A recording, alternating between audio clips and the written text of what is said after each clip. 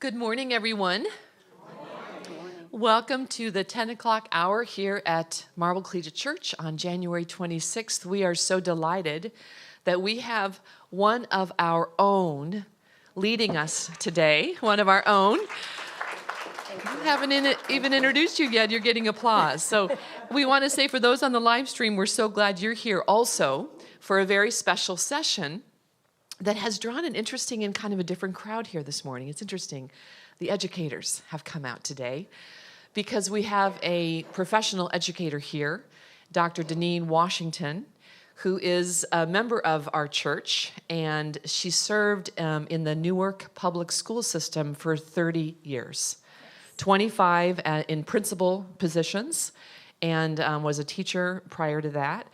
And last year, she published a book called Thriving Together. And this is what she's going to talk about today. And the interesting thing in our conversation, we realized that the principles and the concepts, the ideas that she brings forth in this book are applicable beyond educational institutions and organizations. So many of us here lead other kinds of organizations, and we're excited to learn about this. So the book is here in the Labyrinth Room. There will be a signing after this 10 o'clock hour if you want to purchase one, and also during coffee hour after the worship service. And we have a small group on the book that's starting on Wednesday, February 5th. It's going to be online only in the early evening. And so if you are interested in learning more, reading the book together with a group, and being able to engage with Dr. Washington, that is an opportunity for you to do so starting on Wednesday, February 5th. Please register on Realm if you're interested in being part of that group, and you on the live stream also. So let us also, Dr. Deneen Washington's doctorate is from Keene University in education. She has an EDD, doctorate in education. So let us join in welcoming Dr. Deneen Washington. Thank you. Thank you. Good morning, Marble. It is very good to be here today, and thank you for your warm welcome. So I'm going to begin. So I am Dr. Deneen Washington. I am the author of Thriving Together.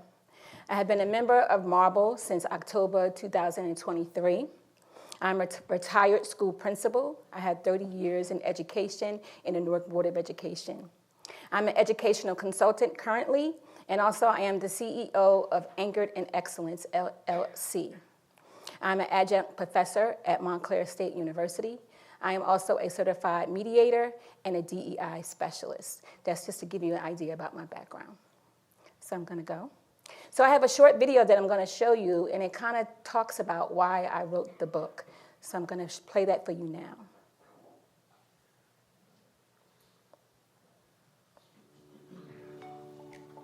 Imagine a school where every student feels valued, every teacher feels empowered, and the entire community thrives together.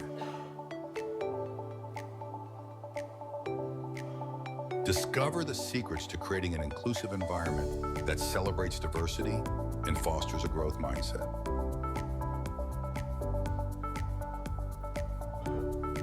Learn how to support the well-being of students and staff, promote professional growth, and engage the wider community. Be part of the journey towards positive change. Empower your school with the tools and strategies to build a thriving educational environment.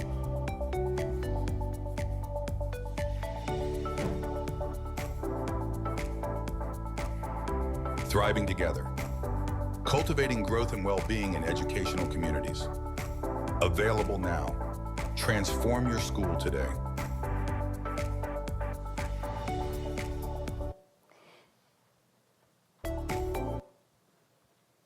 Today, those books will be available for purchase after this session and also during our coffee hour. So I'm going to start with this question.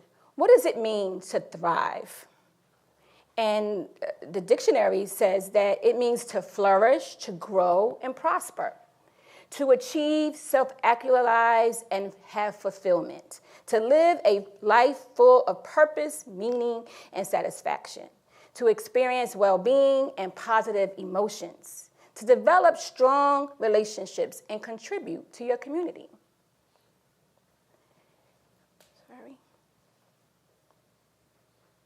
But there are also challenges to thriving together. So today, I'm going to talk to you about some of those challenges and how, as a school community, we were able to overcome those challenges. So today, I'm going to give you an overview of the book that I wrote, Thriving Together. And this presentation is going to include driving questions that are ingrained in research that shape the formation of each chapter. I'm going to provide a brief overview of each chapter, and I'm going to explain to you how organizational cultures are aligned. So this is the challenges to thriving together. When you're trying to bring communities together, you have to ensure that you are balancing the individual needs and the community needs. You're going to have resistance to change. There's going to be inequity and limited resources and varying levels of commitment and unrealistic expectations sometimes. But working together, I can ensure that we can thrive together. And I'm going to show you a blueprint of how we exactly did that. So this is an example of Belmont Runyon School, located in Newark, New Jersey, in the heart of the South Ward. This is an outline of the indoor facilities and an outline of the outdoor facilities. I'm not going to read them to you, but as you can see, this is a fully focused campus that was an acre long outside for outdoor green space. They don't make schools like this anymore. Looking on the outside and looking at the structure of the building, you would think that individuals inside were already thriving, but that wasn't the case. These are the statistics of Belmont Runyon School when I entered as a principal in 2018-19.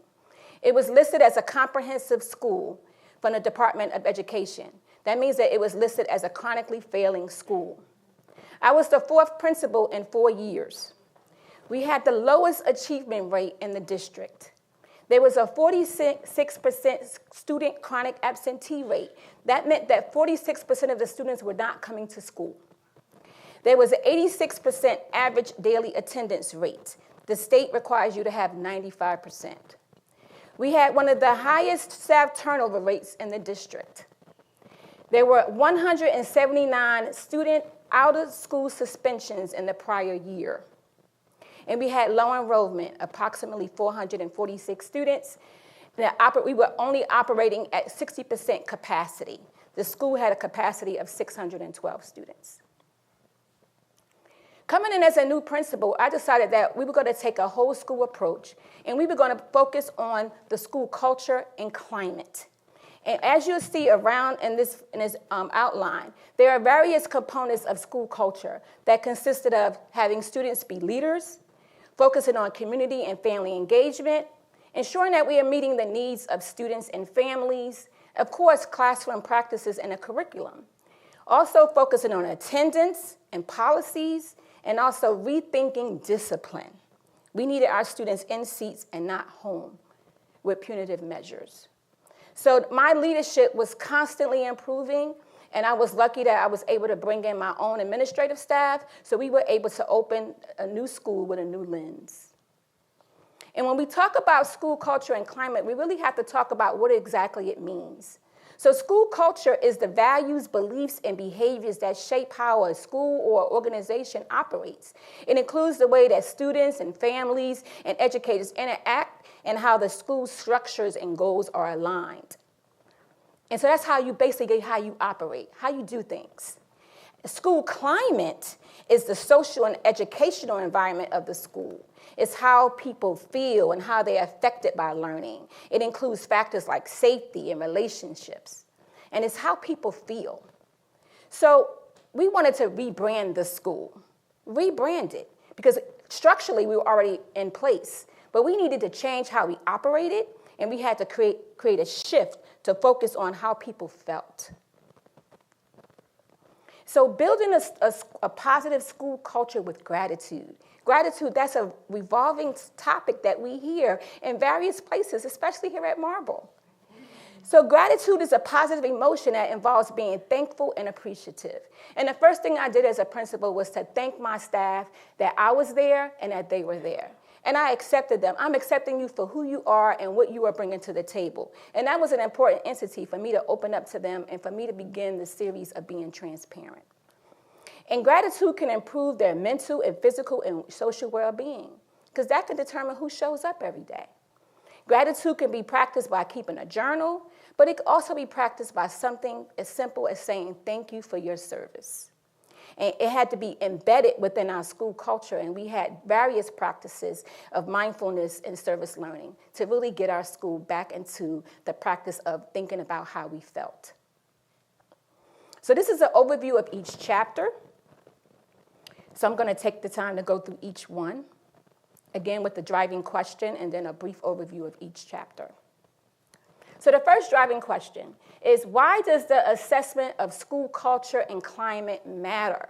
Why do we need data? We need data because we need that information so that we can enhance communication and relationships. We need to be able to support equity and inclusion. We need to facilitate change, and that data will help us to drive that change. It will also promote well-being, and it will drive our decision-making. You can't come in and make decisions without having it embedded in research and data. And it also will improve performance and productivity of the people that's within the system. So what did we do at Belmont Runyon School? We began by assessing the school culture and climate. And we were fortunate because our district already had a lot of data. So we conducted a very comprehensive school audit.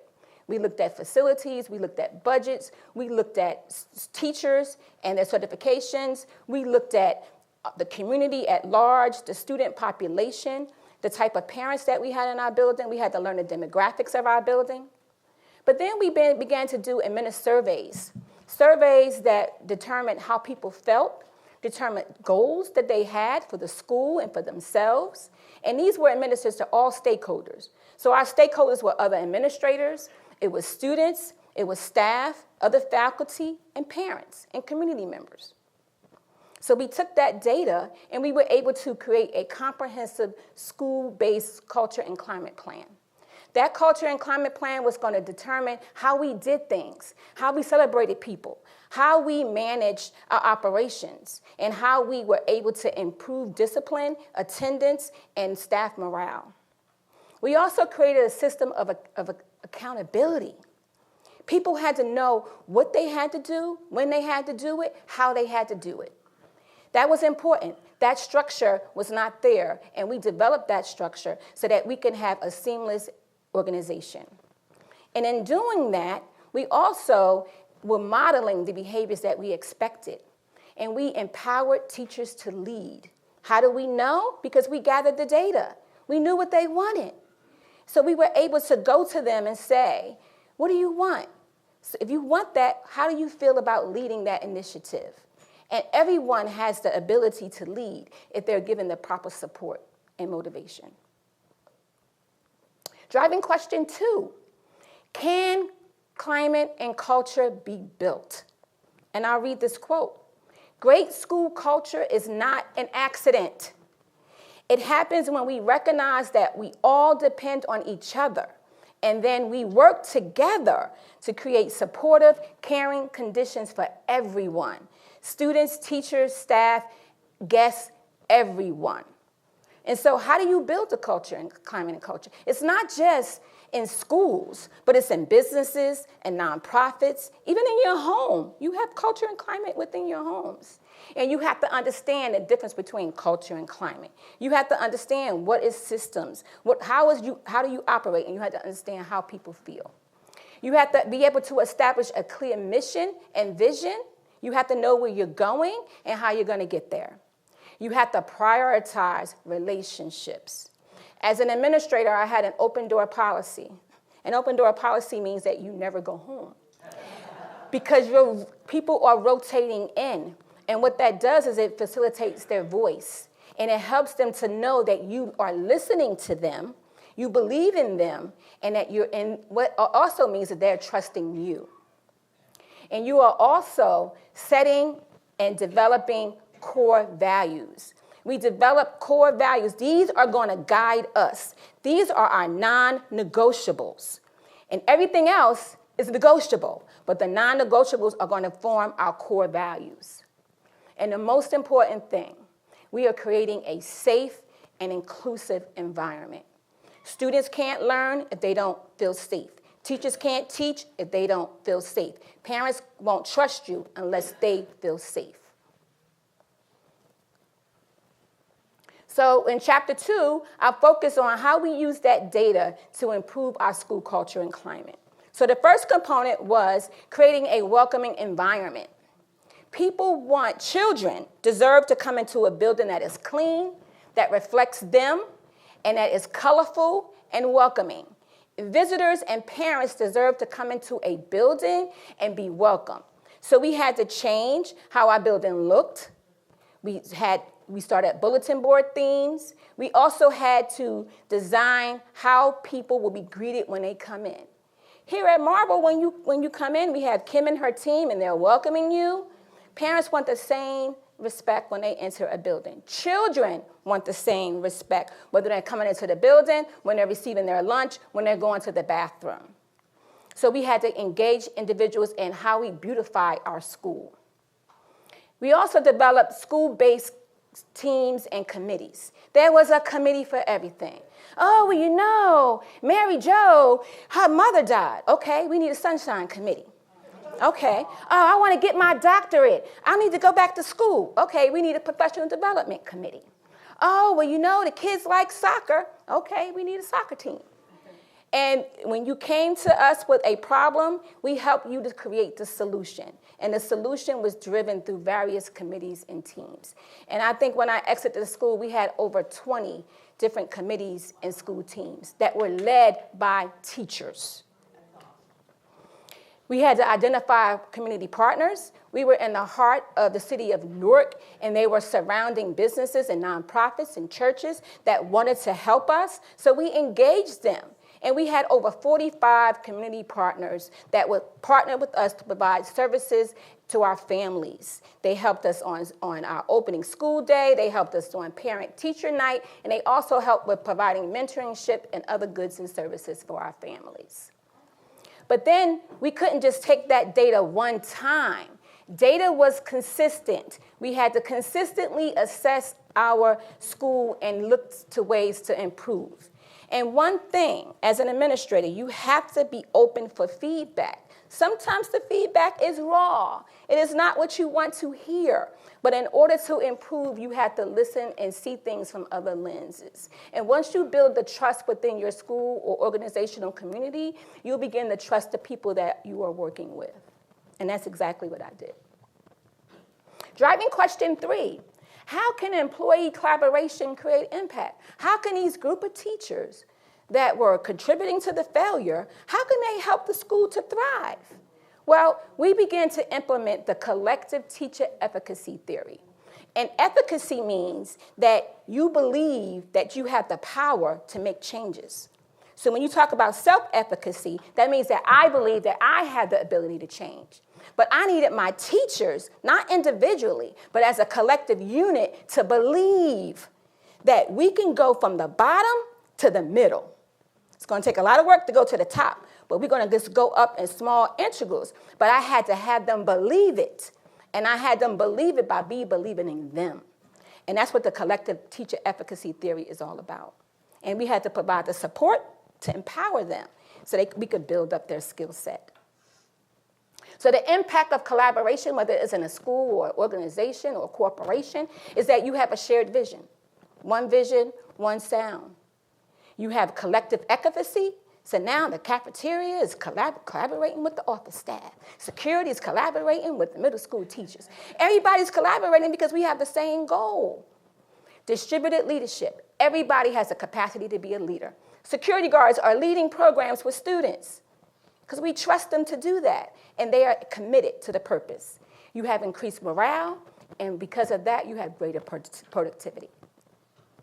So in our efforts in engaging our teachers, we had to ensure that it was a good fit. So when we did our audit, when we saw the teachers and what their capacity and their talents were, and we saw what their certifications were, oh, you're in the wrong space. We need to move you. You could go and do a middle school. You have more impact. Why are you in kindergarten? You could go up. And why are you up? You can come in kindergarten. So making those changes was important. But once you build the trust, they trust you and they accept the role in the process. And improving the skill and will. We weren't a low-performing school on purpose. We were a low-performing school because teachers didn't have the proper skill. So we had to build up their skill. And when we built up their skill, they increased their motivation and their confidence. And then the will changed. They began to do more without being asked. And constantly self-assessing and feedback. Not just of them, of me too. Did that go right? Did this day go well? How can I change so that tomorrow could be better?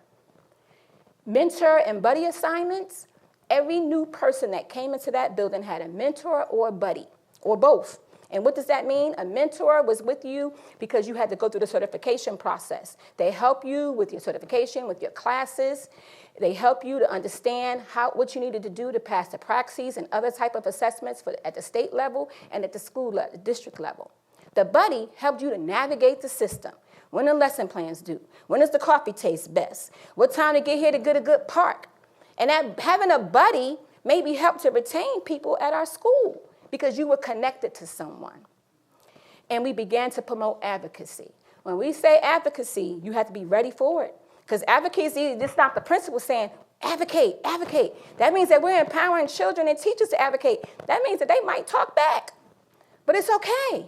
It's okay because you are increasing their ability to think for themselves. So they begin to question policy. And so when they question it, you'll be able to have the discussion about, why did we do it like that? We can change. An example, we had a uniform policy. Had to go around and do uniform checks. Young man, you don't have your uniform on. Neither do you. What? Oh my God. I just walked out. They say, why did you let you walk out the class like that? I said, because I don't have on my uniform. So then, all my administrators, we got uniforms. And from that day until I retired, I wore blue and yellow every day. Every day. That little impacted me to say, I need to model and practice what I preach. But I didn't want to silence his voice. And you had to provide opportunities to lead. Like I said, there was multiple opportunities. And it came to where teachers wouldn't even suggest anything because they would say, oh, I know you're going to make me do it. Yeah, I am. Driving question 4. How do you amplify student voice and promote efficacy? So that uniform was just one example. But you need to foster a supportive classroom culture. You need to encourage student participation and leadership. Students want to do things. Even in pre-K, we had them doing programs. And we had leadership programs for every grade level from pre-K up to 8th grade. They could do it if you just trust them and model for them. Provide voice and choice in learning. And we did that through a variety of advisories and after-school clubs and activities. Providing opportunities for reflection and feedback. Not just reflection of what the teachers told them, but reflection to one another. And it's at a high level when you could get students to give peer-to-peer feedback. That's the highest level of engagement. And we had to integrate culturally relevant and authentic content. Our children needed to see things that looked like them. They needed experiences that they have experienced, and they needed exposure to new things. And that is not done without intention. We had to model self-efficacy. You wouldn't believe how many children don't believe that they could achieve. They can. And you start small and you build them up. Advocacy for equity and representation, and recognize and reward contributions. You are constantly rewarding. And with smaller children, pre-K to grade 3, you're doing it more frequently. And with middle school students, you're learning them to build them up to quarterly or monthly. And so what do? We developed a variety of student leadership programs. We had STEM programs, we had sports, we had leadership, we had debate. We had over 20 clubs and activities for our students. And we also had what we call a Lights On program. That was a community-based recreation program at night where students can come and they did 21st century skills. Also, in the beginning, 179 suspensions. We had to create a positive behavior support system. How do you decrease the suspensions? You just don't do them. They stay in. You do other restorative practices to rebuild the relationship that they help to tear down. You don't suspend them. You help them to take ownership of their own behavior.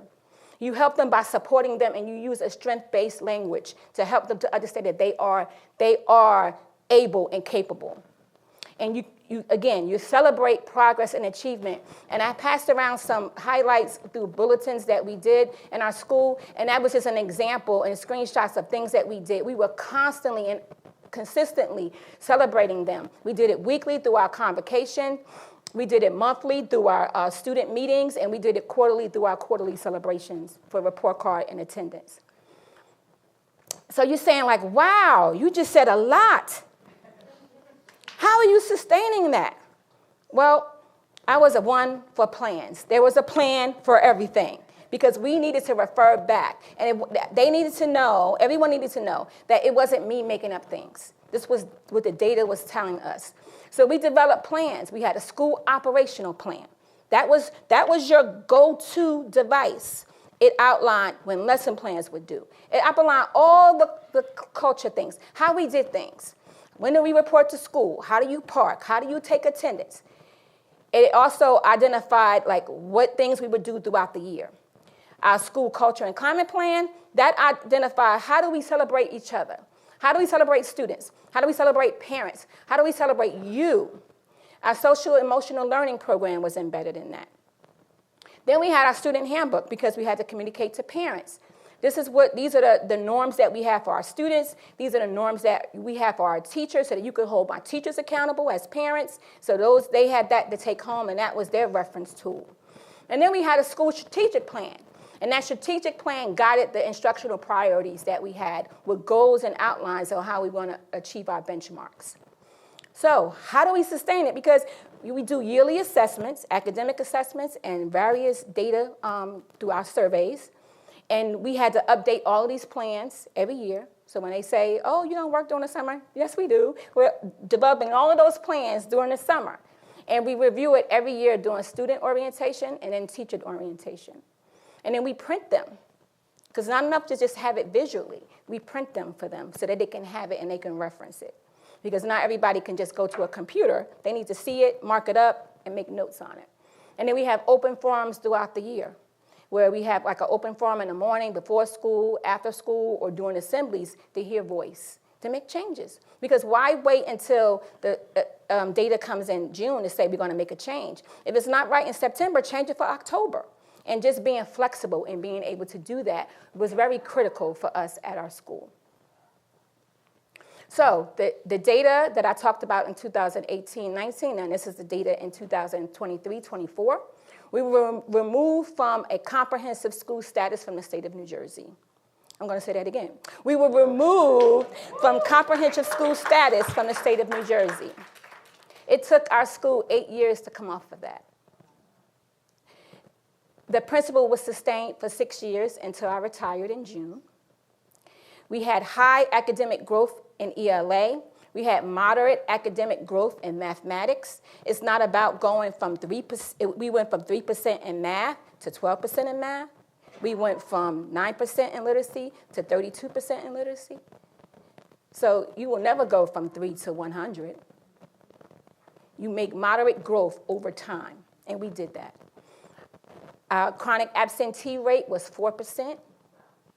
We went from 46% to 4%. That means that children were coming to school. Our average daily attendance rate was 94%. As I stated, the state requires 95. We were almost there. We sustained 90% of the teachers that entered in the 2018-19 year into the 2023-24 year. They stayed. They gave us their authentic self, and they stayed because we valued them, we appreciated them, and they knew it through our actions and our deeds. Our out-of-school suspension was less than 5%. How do you do that? You just don't suspend them. So the behaviors maybe didn't change, but we changed how we responded to the behaviors, and we helped them to navigate themselves through a restorative practice program. And our enrollment went up, 564 students. So we were operating at 94% capacity. That means that children were in our seats. That means that we had our budget guaranteed every year. That was a major accomplishment. So, how does thriving together at a school align with Marble or other churches? Because we both have shared values and beliefs.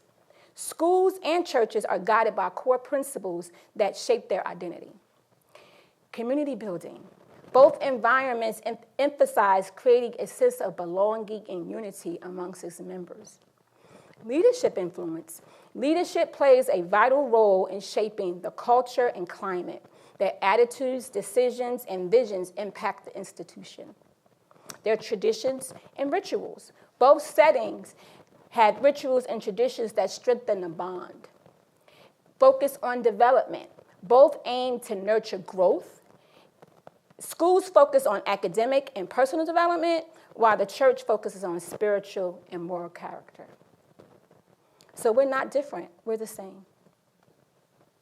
So I'm going to be leading an online small group session, and it's not just for educators, it's for anyone that's in an organization or in a nonprofit that wants to know how to thrive in an organization that you're currently in.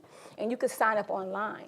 And we're going to explore how spiritual growth contributes to your overall well-being, how you can reflect on practices and principles that strengthen resilience and build meaningful connections within your community settings. And you're going to learn how to create and support environments while navigating the challenges that we're experiencing globally. And so these are the dates for our small group, February 5th, 12th, and 19th, and then March 12th. So I hope that you'll join me. So I'm also on the gratitude committee at Marble. So we're always talking about gratitude in action. So how can school leaders or community leaders, how can you embed gratitude in your culture and climate?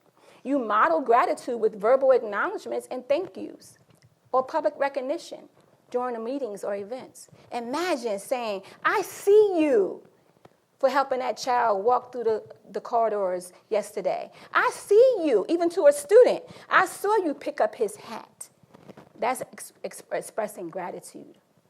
Engage in a community service projects that allow the school community to give back. Just because you work in a low poverty school, 95% of our students were on free lunch, doesn't mean that they can't contribute. They did food drives, coat drives, hats. At a very young age, they can learn to give back. You create systems for recognizing the achievements of staff and students and teachers and also parents. You provide training and workshops on the benefits of gratitude and how teachers can implement practices within their classroom. Because as a school, we can't, when the students are coming in, we can't say, oh, we appreciate you, and then they go into the classroom and each other, they're saying, oh, you can't do this. No, it has to be a systematic thing. Every classroom has to reflect the same thing. You're encouraging peer-to-peer, even teacher to teacher. Sometimes we work in isolation. But teacher to teacher, go into that classroom and that teacher that's always got the door closed, or the teacher that's playing music, go in and say hello. I like the way that you played that song. It drew me into your classroom. Just beginning to extend yourself to others can help you to practice gratitude. And incorporating moments of mindfulness and reflections that into the school day. And we did that when we paused in the morning for our morning announcements. We had a system. Our students ran our morning announcement program, and they got their announcements from our newsletter weekly, and they were able to facilitate through that and facilitate the announcement. Everybody paused during that time. And at the end of the day, administrator came and we gave our daily announcements at the end of the day. That helped people to refocus for the next day. So that was how we paused. That was how we gave gratitude for us being as one, as a school. So that's just an example of how we were able to thrive at Belmont Runyon School. I'm so happy to be a part of Marble and their thriving community. And I hope that you'll join me for my small group. And thank you for coming and listening to me today.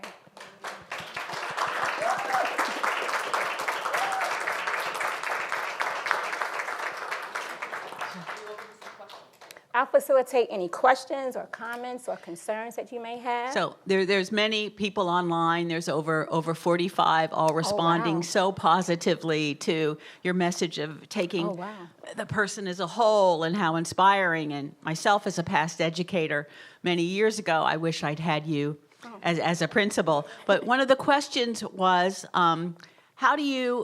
if you're a new teacher and you don't have the support of the climate and the culture, et cetera, if you're a new teacher, what can you do to keep that motivation and inspiration? Well, you have your mentor and your buddy that they're required to check in on you, and you have a cluster level administrator that's assigned to you. So you're having meetings every week with your grade level teachers, so you're able to connect to them. The principal is visible, walking around doing classroom checks, so you're constantly saying hello. I had a monthly newsletter, so for 6 years straight, every Sunday night was spent in developing a newsletter for all the announcements for the week.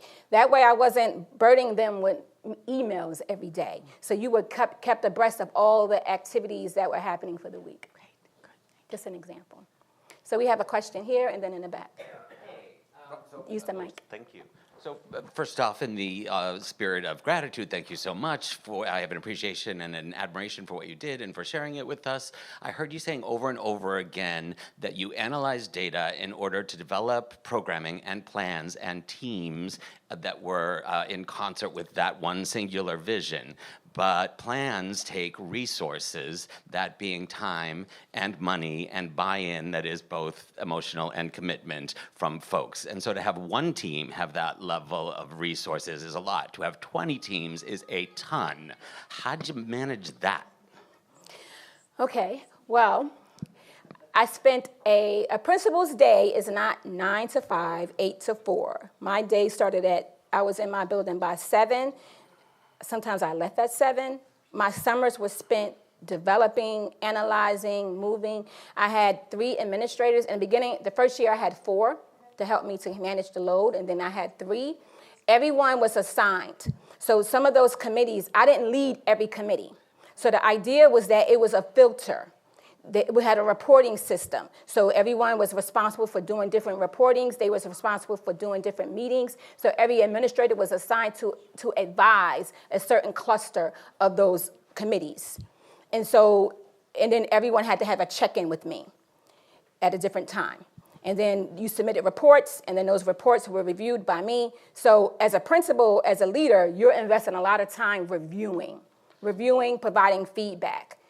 And so there isn't enough time in a day, and I stretched myself. So there was never an off time. Saturdays was spent organizing and making sure things were in order. Budgeting, working with a budget, being creative with the budget. I didn't mention, we wrote a lot of grants. We received a lot of grants. We received grants because we were a failing school, so we were under a school improvement grant. So that provided grants for us for some of our programs and tutoring and professional development. But we also wrote grants we received grants for our social emotional learning programs.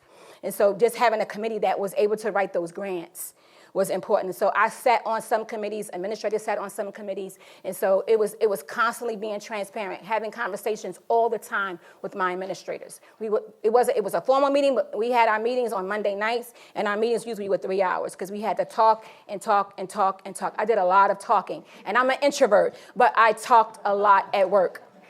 So, Deneen, we have a lot of your colleagues online, and so Mamie's going to bring some of their voices into the room, and then we have a question here from Larry Schaefer.